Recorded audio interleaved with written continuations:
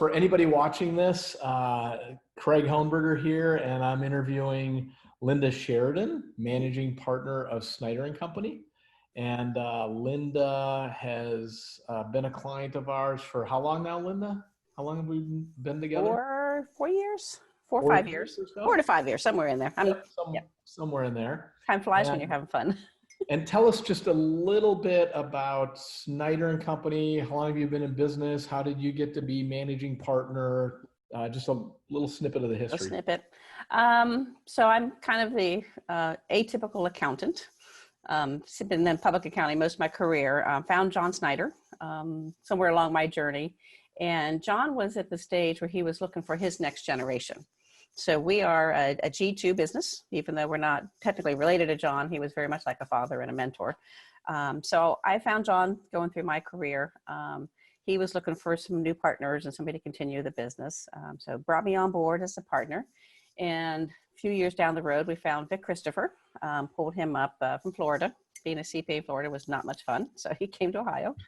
And so Vic, went along his journey. We made him a partner as well. So it was Vic and I and John for quite some time.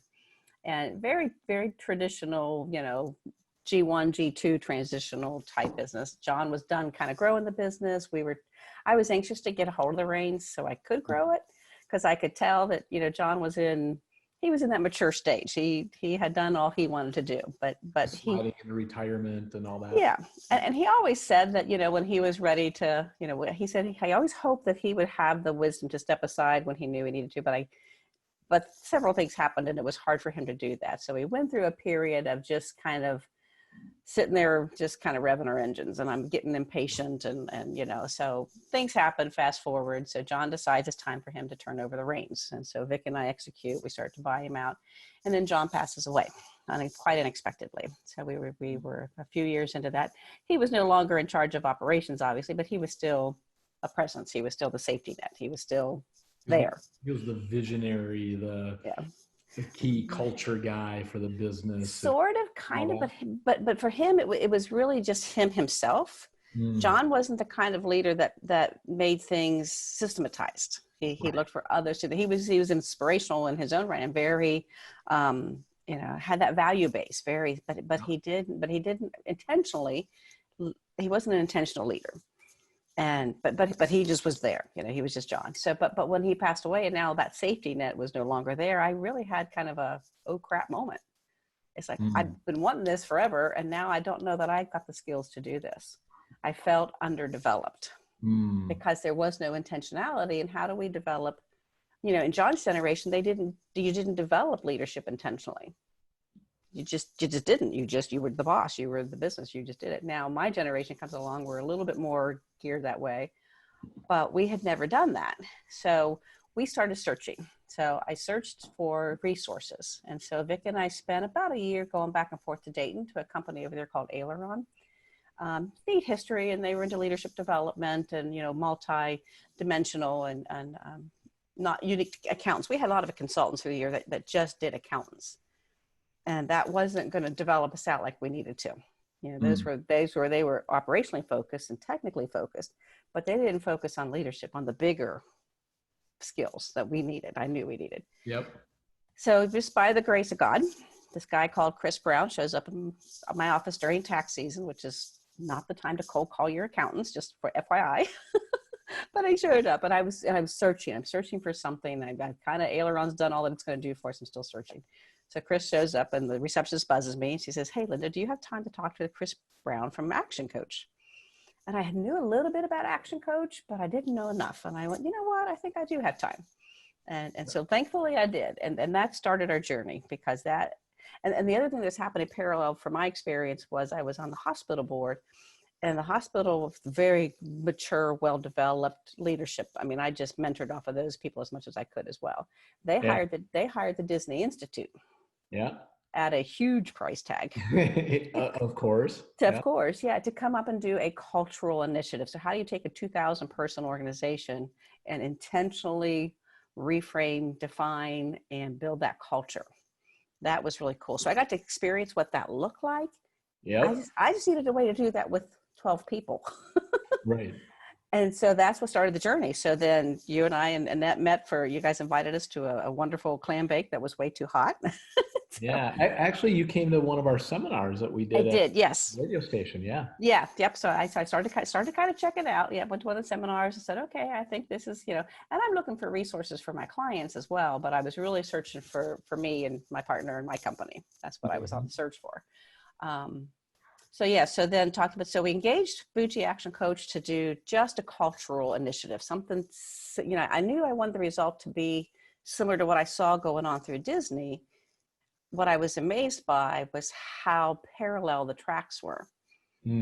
Because it was that ripple effect. You start with the partners and add a couple points. And then we went to what we called the cultural influencers. We added a few more cultural value points, discerned those, build them out with the rest of the team. And we did that ripple, and Disney did the same thing within this hospital organization too. Yeah. So I knew it was going to be effective. I knew that it was not just, somebody's idea. There was some teeth to this. And it was so hugely successful. We did that in October. We had a full firm retreat one day, and it was so successful. It was such a overwhelming experience. But then I knew, and even at that point, I hadn't looked far enough down the road, but I knew that in order to make it stick, it's one thing to do it. Yes. Another thing to live it and operationalize it and institutionalize it. That was going to require some leadership skills. So from that October journey, we signed up pretty quickly for coaching. And Vic, God bless his soul, he's just kind of following, he's like, how long is this going to go on? I'm like, I have no idea, until we're done, maybe. I don't know. But at this point, I realize. When are you ever done? Because when are you ever done? The bigger, the more people you can impact, all that. Yeah. The more you grow and the more the different skills you need. Because I was kind of bent towards leadership personally anyways. I've been on a personal leadership journey most of my career. And I knew that a business can never outgrow its leader. Yep. So if you don't grow the leadership skills of the owner, you have you can get more business and you can have more revenue and you can have that, but you're not going to successfully, sustainably grow the business beyond the leader's ability. Exactly. It's just like John Maxwell says, it's the law of the lid. Yeah, exactly. And what happens is if you do have those opportunities or flooding past that leader's ability, then it becomes the cart rolling down the hill and apples are falling off. And because of my vantage point being in a public accounting, I've seen all that happen in different businesses.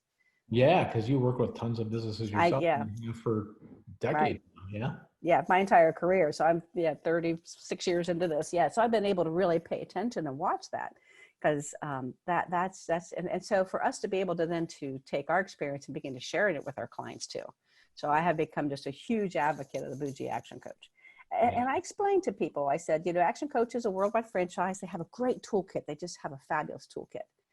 But you really have to find that coach connection, the people that you connect with. And that's what I connected so well with Chris, and you guys had so intentionally built your team that it was just a perfect marriage, I have to say. And I think we've taught each other some things along the way. Oh yeah. We've been very grateful for you as a client. You guys have been awesome. And we're now lifelong friends as well. Yeah. Yeah. And that's kind of how God works in our lives. But yeah. And honestly, so where we've come through our journey. So at the time we started, we were 12 people. So second generation business. So we have we're not like a new startup. So we have some sustainability, but we were flat. I mean, we could not get past, no matter how hard we tried, we just couldn't grow the business significantly. And one of the metrics we had already discerned was what we call our utilization rate. Simple math, revenue divided by total hours. So total all-in hours that we spend doing the work for everybody. And we'd have a little bit more revenue, but we'd have more hours. We'd have more revenue, we'd have more hours. We couldn't break that cycle, and you can only work so hard. You got to work smarter. So through this process, and 19 was a big year for the team to realize the payoff. It's been 3 years into it, and they're seeing changes, so they're understanding a little bit. But it wasn't until we got to 19 that it really started to show. And revenue went up, but hours went down. And that's what we were driving for.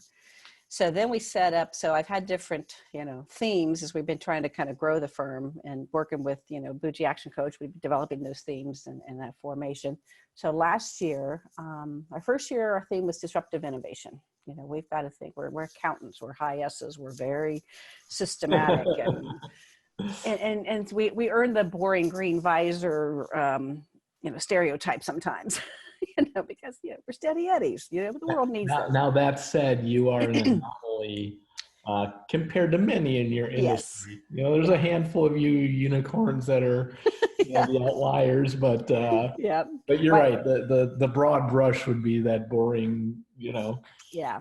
But that's not always true. Yeah. No, it's not. And actually, for the better advisors, like we were seeking out advisors, people seek us out for that same thing, for that difference.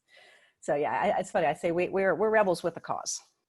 Our vision is really to put fun and excitement into public accounting, and we do. We absolutely do. We absolutely love it. And the reason we do is because we use numbers to guide us, but people drive us.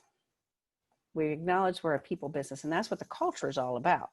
So what's been amazing to me, especially now here in 2020, this is where the payoff really showed off. I mean, it was amazing. So we come out of 19, best year, everybody had a great year, ready all set for 2020. It's gonna be a great year. Yeah, and coming out of 19, like from a cash position perspective, where were you compared to years prior? Oh yeah, we were, 19 was the best year we'd ever had, ever. Even before, when John was there at the helm. Best year in sales growth, best year in profitability, best year in cash, and our metrics. Firm valuation. Firm value. Yep. Culture and everything. Energy of the team. Really going the right way. And it's funny, because we had what we thought was going to be kind of a key player. We're only 12 people strong, so every person, is noticeable when you're only 12 people. So we had a person that came on board just as we were doing the culture thing. I mean, honestly, we thought he was going to be kind of a key player going forward. So he was kind of. Yeah, if I recall right, he had started just before we decided to engage with each other, correct? Yeah, well, actually, we'd already engaged. He started right before the retreat. So like So you guys had hired him. He just hadn't. Yeah, we weren't involved in that hiring process at all. Right. We were kind of parallel tracks. We were doing the culture thing at the same time. He'd come to us and we were discerning him and hired him. And so his first real experience was the culture, and he was blown away. He was like, wow, this is incredible. You guys are so different. But what was amazing, because we hadn't used the culture as a filter yet, because he actually 2 years later, because of the culture, discerned his way out. And he said, I'm just not a fit for you guys.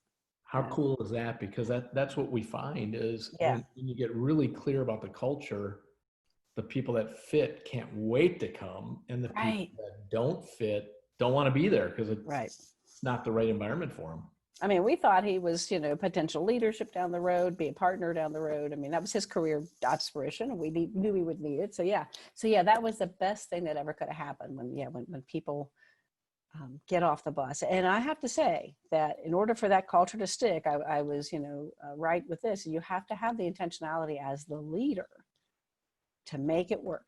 I mean, I was giving people pop quizzes. I mean, they were going to know the culture. We were going to know those points. And so I was a little bit militant about it at first, and people got pretty annoyed, but now they understand.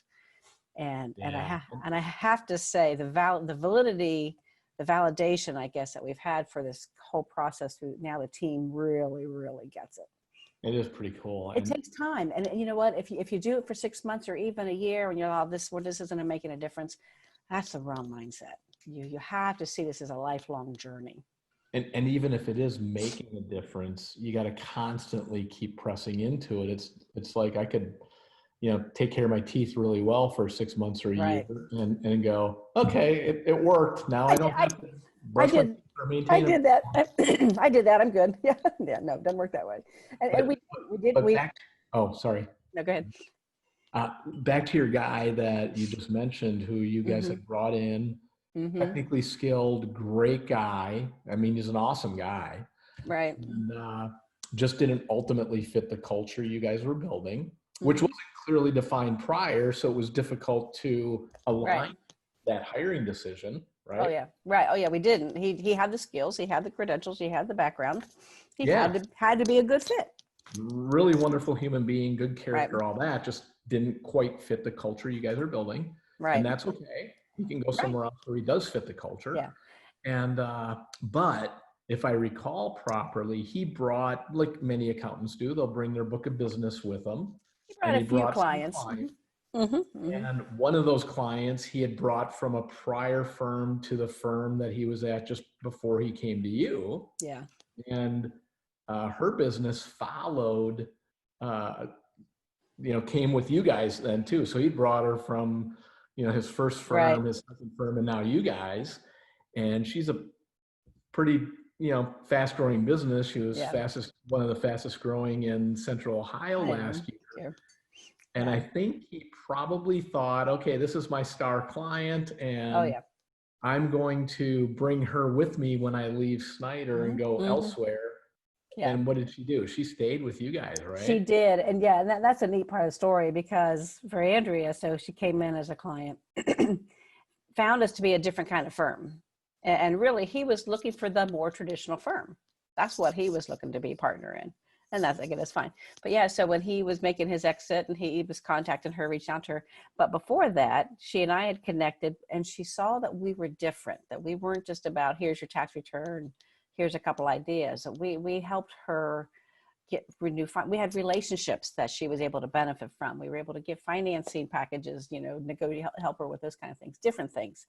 And then she came to one of our bougie Snyder workshops because we Yeah, did that's it. where we met her, because you Yeah. guys hosted a workshop with We did several drinks workshops and yeah, and and all it kinds was of great stuff. because once we kind of caught on to this, the value it was, we wanted to share it with our clients, because, and it's a great testimony when you're not just saying, oh, go try this. You're saying, here's what we've done and here's how it's worked. It brings a whole different level of connection. So yeah, so she came to us, she was struggling. She was a second generation business too. She had bought out her former boss. And so she was struggling a little bit. She felt underdeveloped for the role that she had put herself in. And she wanted the business to really grow. And so she bought onto it for the same reasons we did. Very similar. And so yeah, so when he was making his exit and he reached out to her and put a little bit of pressure on her too. He just assumed, of course, you're my relationship. Of course, you're probably, but she didn't. She stayed with us because she knew this is what she needed. And she wanted to be part of our team. And yeah, so she's been awesome.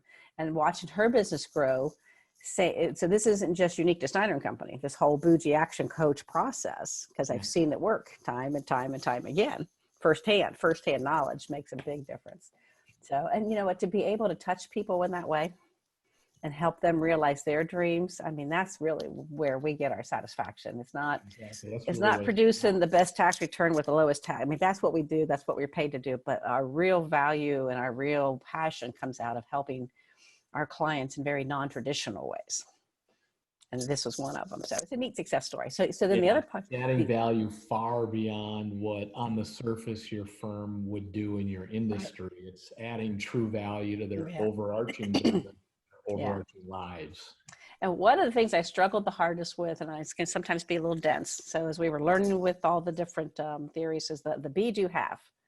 The be, do, have. We talked about that with you guys for a long time. And finally, it hit me sometime last year that we had to be different and what that meant for us to be different. And so then I got a whole different, almost like infused knowledge almost about, oh, now I get the light bulb comes off. So now we're really functioning on that. That's our focus now, is to make sure that not just, Vic and I as the owners, but the whole leadership team and actually our entire staff. So the things, the habits and the disciplines that we have started, habits I'll call them, have really made a huge difference. You guys brought the idea of doing a huddle every morning, 15-minute huddle. Oh my gosh, the resistance to that was like, oh, that's a waste of time. I've already started my day. Why do we have to do this? This is stupid. 6 months goes by, you just have to stay the course. As a leader, you have to steer the ship and stay the course. Have the faith that it's going to work out. And now, especially when we went through COVID, that was one of the best things we could have had because it kept the team connected. So talk to us about COVID and you come off of 2019, best year ever, Best year right? ever. You guys are rocking, looking for Yep. an amazing 2020. Right. Us and 90% of the other countries are, companies in America. Yeah, and then all of a sudden COVID hits, Well, and right in the middle of tax time of all times and things like yeah. that. What was our impact helping you guys, not only for the several years prior to that, preparing even to be in a great position to be able to handle some of that kind of stuff, Yeah. but actually just getting through it on a day-to-day basis? What were Yeah. some of the things that you took away from that? I mean, like I said, it was absolutely amazing because we toggled so quickly as a team. And that was all because the groundwork had already been laid. And even though we had to, within 3 or 4 days time, realign processes so that we could continue doing the work we needed to get done and be able to toggle over and get all this new stuff coming in, because the floodgates opened up and we're trying to help clients navigate all this stuff.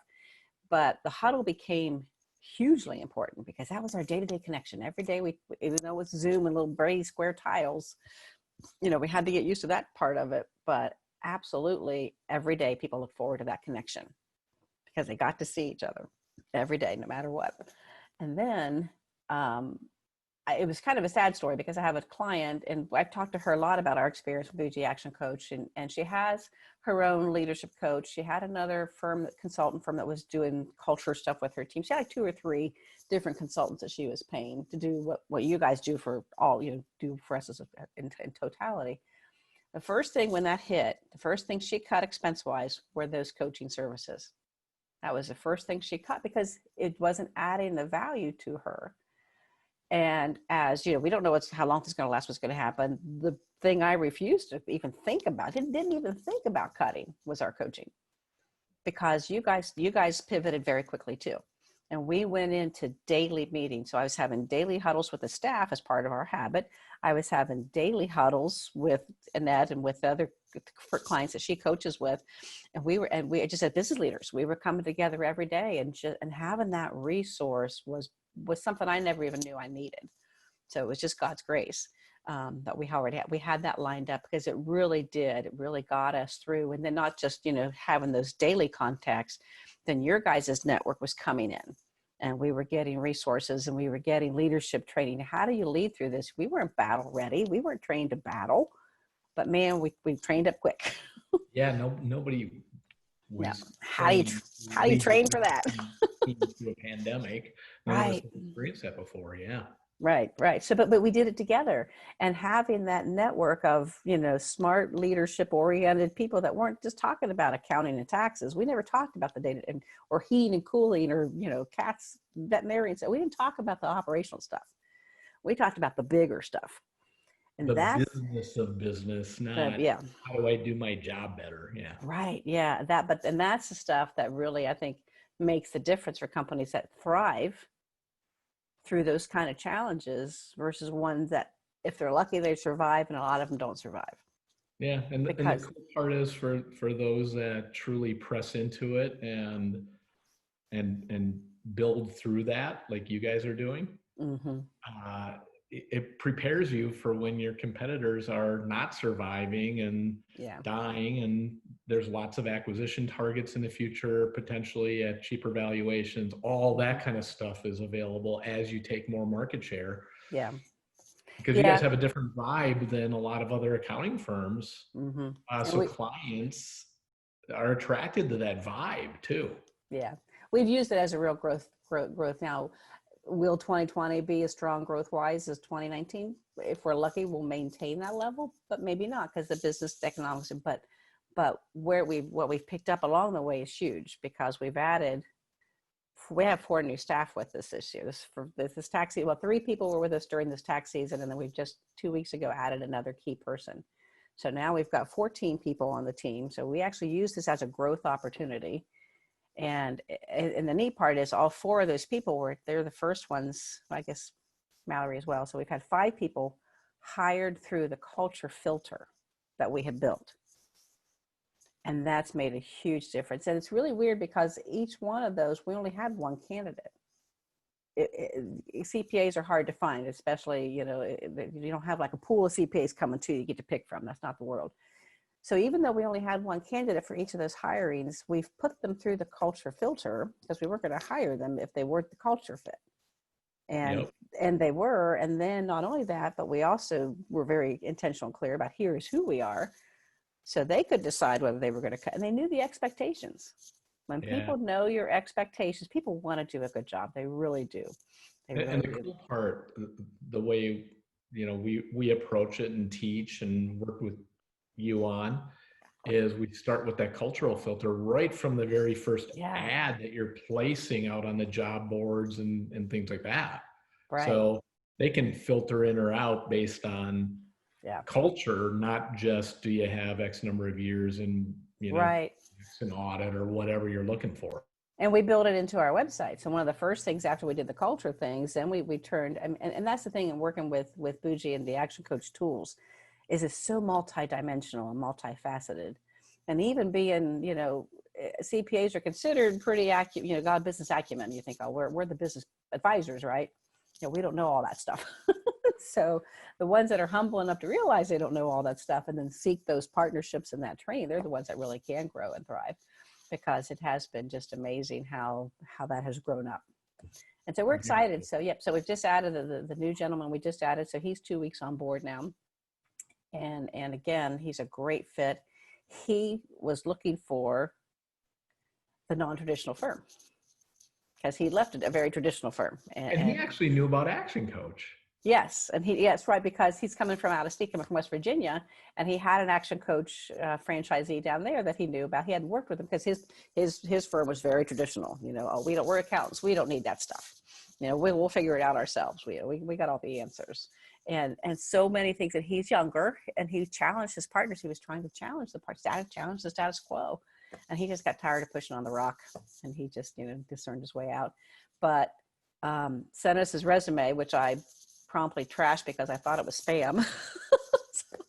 Luckily, he called and said, I sent you a resume, but maybe you thought it was spam. So I just want to make sure you got it. And I went and got it out of my trash filter, and yep, there he was.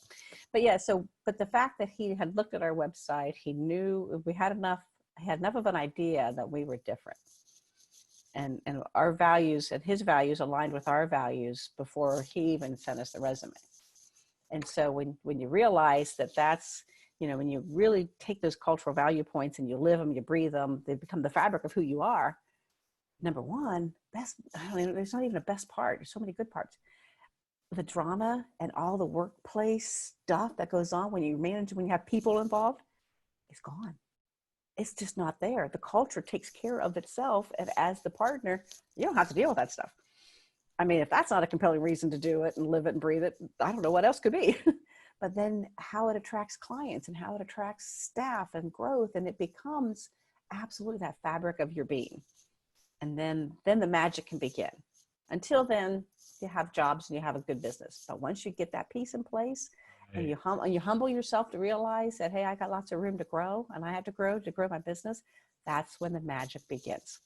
And you just mentioned it. You have to live it and breathe it every day. Yeah.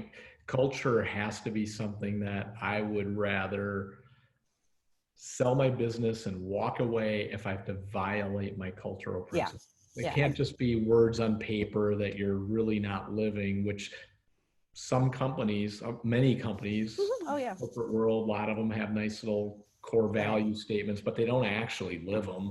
So then people just throw them out the window, and it doesn't really matter. Right. Well, it's the thing to do. You have to have culture. You have to have vision. It's the thing to do. Well, it's like going to church. You can go to church all you want, but if you really don't live the faith, it doesn't matter. Yeah. It doesn't matter. And like you mentioned earlier, the be and do. So be times do equals have. If you want to have this amazing, cool business, culture isn't something you do. Culture is something you be. Right. And that's where the light bulb kicked on for me. And so as a leader, I've had to be very creative in how to make sure that culture has a life of its own. Because you definitely have to build it with the team as a whole. That was that process we went through. But the leader is the keeper of it. And that falls even more to me than to my partner. We're joint partners, but I'm the managing partner. I'm the leader. I'm the strategic mind. So I'm the one I've got that responsibility. And so I have found an amazing ways. We come up with, there's a question. Well, what do we do about this? Here's something that happened. How do we handle it? Well, what does our culture tell us to do? You go down through those culture points and you find the answer to every question is in those culture points. And I've hijacked our Monday huddles now. I've made those weekly learnings because every week I learn something. And then I take that learning, I learned this week, and I turn it into a teaching to the team. And the learning isn't, I found out this new cool tax code strategy that I can apply. No, nothing technical, nothing. I mean, that's actually one of my rules is that it's not about technical operational stuff. Yeah, so I learned so this next week's learning, this little sneak preview is going to be the thing I learned in coaching with Annette when she and I and Vic were having our coaching session at the partner level. And don't give away your value. And it was a situation that happened. We dialogued through it, but that coupled with a couple other things and take our DISC profiles. And so I've really been able through those teachings to, I think, to elevate the staff and then connect them with the whole Action Coach processing too. Yeah. So you've been able to raise your prices and all of that. And you're very different than what most of your industry does in the sense of the retainer services versus. Right. We don't charge by the hour. So yeah, we ditched that 12 years ago, I think now. So yeah, since we don't bill by the hour, how much time we spend on stuff is irrelevant. It's not relevant. But more importantly, how you sell that. Because again, accountants tend to be those introverts where we're behind. We don't want to talk price to people. We want to, and we have some strong altruistic personalities, including myself. We'd rather help people out and give the farm away, which was one of the limitations I had in my prior life. I mean, yeah. But, being able to kind of really grow through that has been fabulous. How do you keep true to who you are? You don't change who you are, but how do you take who you are and then make it an ongoing strength? I couldn't have done that without the coaching, without you guys. And you know what? The more money you make, the more people you can help. And that's what everybody, because growth for the team, they're like, we already got more work than we can handle. Why do we want more work? They get tired of me wanting to go get new clients because I get jazzed about bringing on new clients. And now they're into that. They realize that, yeah, we can make more, we can have a bigger ripple. We can make more difference. So I think you got stuck on mute, Craig. So, okay. Linda, couple more questions and we'll wrap this up, but I could talk all day about this, by the way. Yeah, thank you so much. You guys are amazing. You're great clients. You're coachable. You're willing to look in the mirror, all of that. Yeah. And so the question is, if somebody's considering, if another accounting firm or another firm, even other industries, because we work with people, like your veterinary clinics and stuff like that. Right. If they're considering doing this, what would your recommendation to them be? And actually, number one, like I say, look in the mirror, realize at the very start that you, the leader, are the problem. Have the humility to realize you're the limiting factor. Because once you have that light bulb goes off, then you're open to so much more. And then look for that resource that is multidimensional. Step outside your industry. So many of us get boxed into our industry consultants because they know accounting, they know dentistry, they know they know engineering. So they get stuck with that. And that's another limiting factor. You got to step into somebody who's more of that broader base, because the problems we all face as leaders and the limitations are the same across the industries. It doesn't matter what your business is. We're all dealing with people. So that's and then just really find somebody that has that complete toolkit. And I can't say enough about the whole ActionCOACH. Yeah, that toolkit makes a huge difference. You guys have got so many great resources, and then so much inspiration comes through that. And then find the right coaches that you click with. So that's what happened with us. We just got we got the right coaches with the right toolkit at the right time. And pat, I was smart enough to realize I needed it. So I give myself a little credit on that. Oh yeah, you get a giant high five.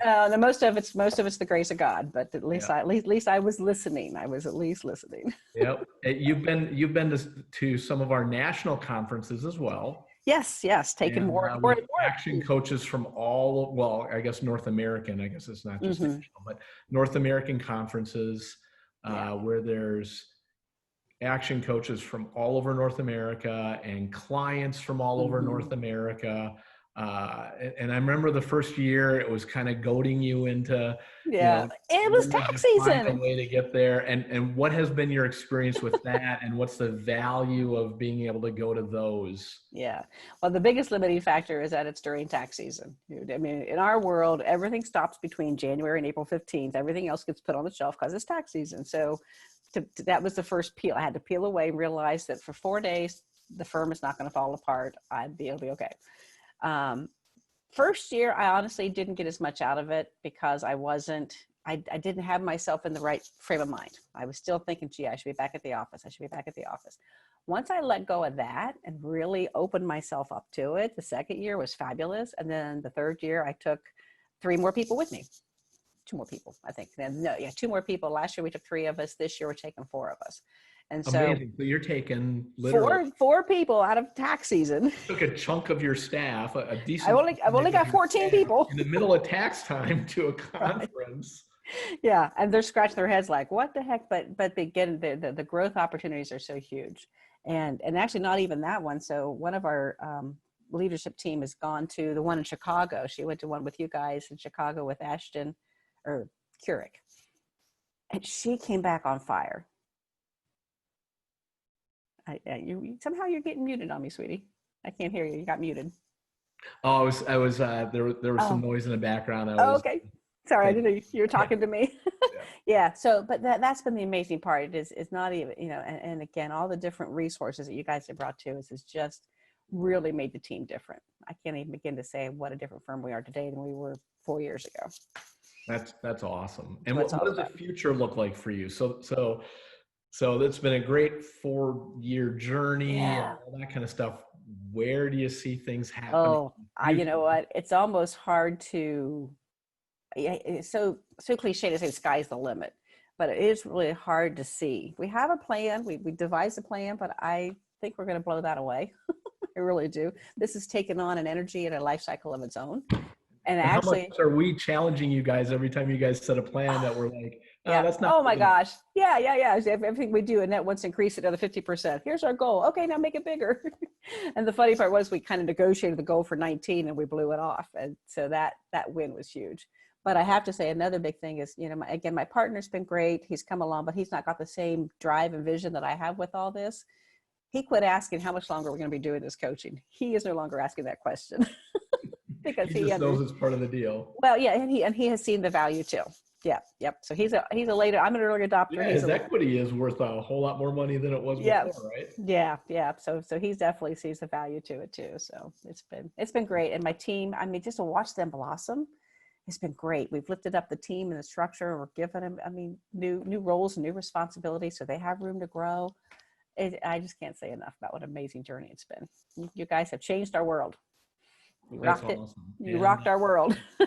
And then if somebody, so tell us a little bit about your ideal client that you like to work with and who would make a great client for your team or even a great employee as we keep growing. Right.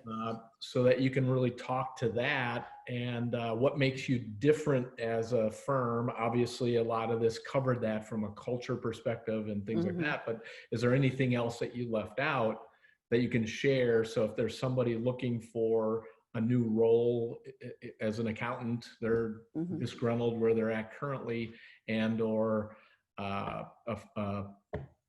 client that needs a new accountant. I just saw a stat last week. I'm not sure if you even know this, but 72% of all people and businesses in America are considering changing accountants. I had not So seen that stat. That's an awesome yeah, I just saw opportunity. that literally last Yeah. week, and I can't remember the source exactly, but I'll find it and make sure and Yeah. can give it to you, because that's something we can truly leverage. Because Yeah. if you build the kind of firm you want, you can just go grab clients that aren't getting the kind of service you're Well, giving. and I can tell you why that dynamic is because of COVID.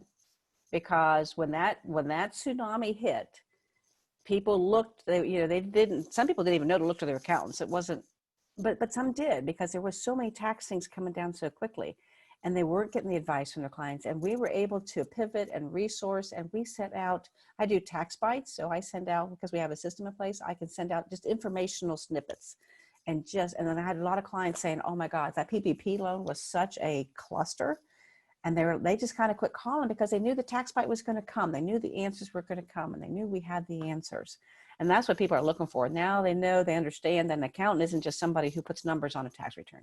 And they're not scared to call you and chat, because we don't charge by the hour.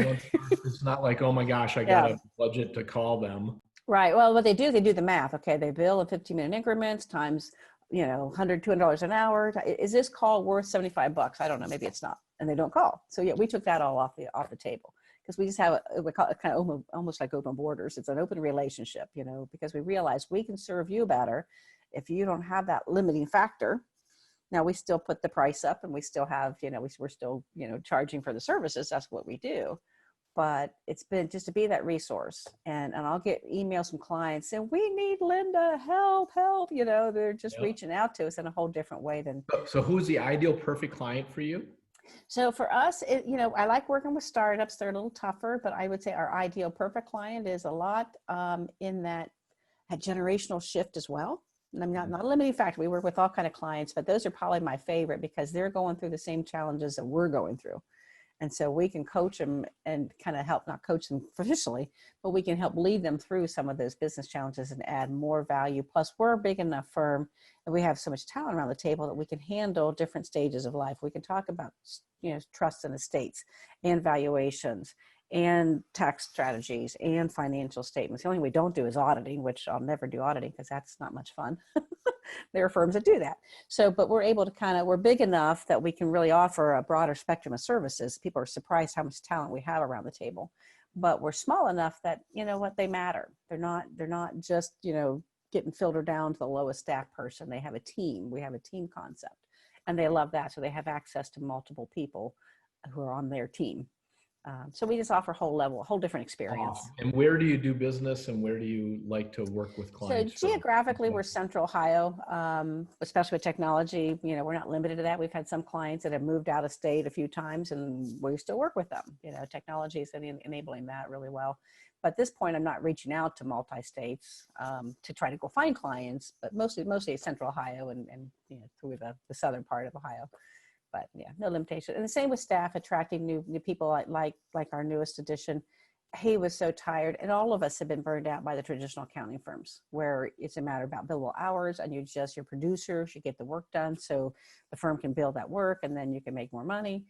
And we're so burned out on that, because that's not where the heart and soul is. We're here to help people. And so most of us are escapees from the traditional accounting firm. Yeah. Now, are you looking for any staff currently? And if not, would you accept resumes from people who want to be part of this, so that when you are, they're in the file for you? Well, absolutely. And honestly, the last hire we had, we weren't looking yet. We knew we were going to, but we weren't looking. So we're always looking for quality people. And you're right to have that, but it's not a good opportunity today. It might be tomorrow, because we will be adding intentionally another staff person probably by the end of next tax season, but it's possible we'll need it sooner. So yeah, we don't have a hiring process in place right now, but we're always looking for great people, especially ones that, again, want to be part of something that's fun. It's exciting. We're a whole different animal, and we love it. That's awesome. So any parting comments, Linda, that we didn't chat about that we should have? Anything that you want to end things with? I mean, I have to say that, we had a lot of good stuff kind of going on before we connected with Bougie Action Coach, but you guys brought it together, and we could really build from there. We were fortunate to have had John as our, founding father, and his principles, and he lived by the golden rule. But the difference now is the intentionality, the scalability, and just repeatability of it is what's made it really, really fun and exciting. Yeah, well, that's the cool part. We love working with really good companies who want to become true champions and take things to a whole new level. That's what it's all about. But you mission know what? here. The business owner has to recognize that they are the limiting factor. You know, Yes. once you realize, what is it? We've met the enemy and he is us. Exactly. That's Annette and I have to face that every day ourselves.